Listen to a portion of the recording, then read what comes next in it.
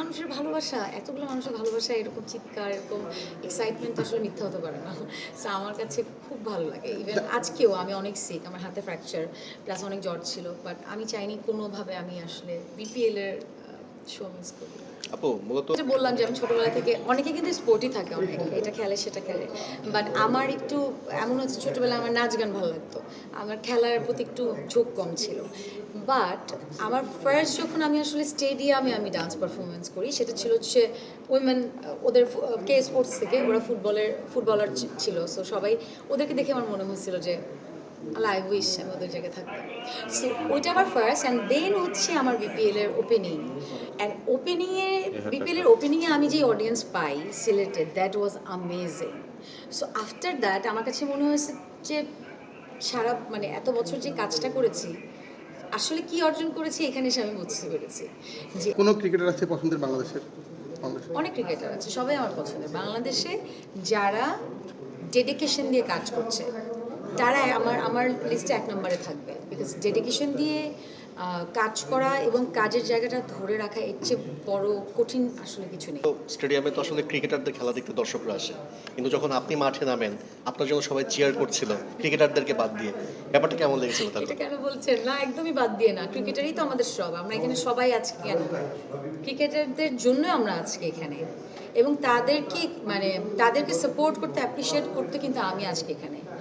অবশ্যই আমার কাজ, আমার অডিয়েন্সের ভালোবাসা আছে, বাট তাদের জন্যই তো সব কিছু, কি বলেন?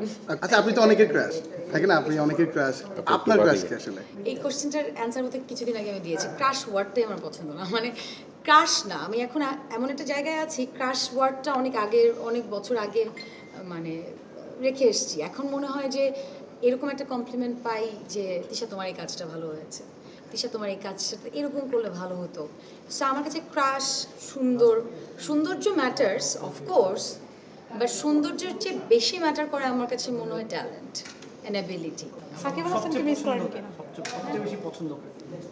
এইভাবে বলা যাবে না, আমার সবাইকে পছন্দ, যারা কষ্ট করছে সবাই পছন্দ, সবাইকে পছন্দ। কি বলে এখন, আমি যদি আপনারা বলেন আপনাদের মধ্যে কাকে আমার কার প্রশ্ন আমার ভালো লাগছে, এটা কি বলা যায় না? সো এই জিনিসটা আসলে খুব উইয়ার্ড একটা কোশ্চেন, বাট সবার জন্য অনেক শুভকামনা, আমাদের দেশের ক্রিকেটার। এই তো আপনি বলেছেন যে আপনি যখন কে স্পোর্টসে মেয়েদের ফুটবলে আপনি পারফর্ম করেছেন, সিলেটে বিপিএলে পারফর্ম করেছেন, এখানে করেছেন, মানে মেয়েদের ক্রিকেট ফুটবলটা তো দেখেছেন, মেয়েদের ক্রিকেটটাও আপনি হয়তো বা টেলিভিশনে দেখেছেন, তখন যদি সুযোগ আসে মেয়ে মানে ওই চরিত্র অভিনয় করা, সেটা আপনি করবেন কিনা বা কেমন লাগবে হু আপনার? টোল্ড ইউ যে আমি এরকম কোনো চরিত্রের জন্য প্র্যাকটিস শুরু করে দেইনি। সো এরকম প্ল্যান অবশ্যই আছে, অবশ্যই আছে। আমার আসলে প্ল্যান আছে একটা নারী, মানে নারীরা কিন্তু অনেক ধরনের জীবনযাপন মানে নির্ধারণ করে। সো আমি চাই প্রত্যেকটা নারীর জীবনকে প্রেজেন্ট করতে in front of the camera, because আমি একজন অ্যাক্ট্রেস। সো আমি চাই এখানে আপনারা যারা আছেন নারীরা, সবার কিন্তু এক একজনের এক একটা লাইফ, আমরা কিন্তু পুরুষ। আরও আছে, আরও আছে। সো আমি তাদের সবার কথা বলছি, তাদের কিন্তু এক একজনের এক এক ধরনের লাইফ। সো আমি অবশ্যই চাই, আর ক্রিকেটার ফুটবলার যদি একটা ক্যারেক্টার প্লে করতে পারি, আই উইল ফিল ব্লেসড যে আমি এরকম একটা ক্যারেক্টার করতে পেরেছি।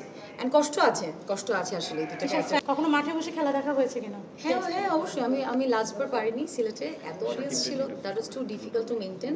আমার মনে হচ্ছিল টিমের জন্য ডিফিকাল্ট হয়ে যাচ্ছিল বলে বের হয়েছি, বাট আমি প্রথম যে কে স্পোর্টসের যখন আমি প্রথম পারফর্ম করি তখনই দেখেছি। আচ্ছা ফ্যানদের উপলক্ষে কিছু বলার আছে কিনা? একটা কথা আমি সবসময় বলি যে মানে আমি এখানে দাঁড়িয়ে আছি আমার ফ্যান্সদের জন্য, অফকোর্স তাদের জন্য আমি এখানে, এবং সবসময় ভালোবাসা চাই আপনাদের। এটা আমার জন্য দোয়া করবেন। থ্যাংক ইউ, বাবা। সব ধরনের খেলার খবর পেতে সাবস্ক্রাইব করুন। সঙ্গে থাকুন খেলার পাতার।